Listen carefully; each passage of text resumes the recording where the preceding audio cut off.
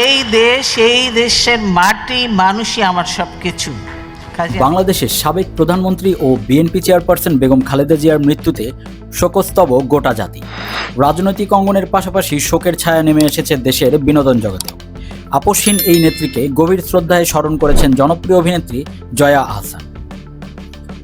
Social মিডিয়ায় দেয়া এক শোক বার্তায় জয়া আহসান লেখেন, বেগম খালেদা জিয়া বড় দুঃসময়ে বিদায় নিলেন। তিনি বলেন, সামনে নির্বাচন এবং গণতন্ত্রের প্রত্যাশায় মানুষ অপেক্ষা করছে। এমন এক সময়ে তার উপস্থিতির গুরুত্ব ছিল অসামান্য।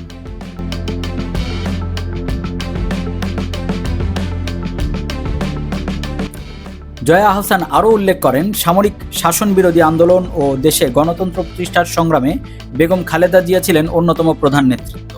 সাহস ও দৃঢ়তায় তিনি ছিলেন উজ্জ্বল এক চরিত্র। তার প্রস্থানের মধ্য দিয়ে বাংলাদেশের দীর্ঘ রাজনৈতিক আন্দোলনের একটি গুরুত্বপূর্ণ অধ্যায় শেষ হয়ে গেল। শোকবার্তার শেষাংশে অভিনেত্রী লিখেছেন, তার আত্মার চির প্রশান্তি লাভ করুক।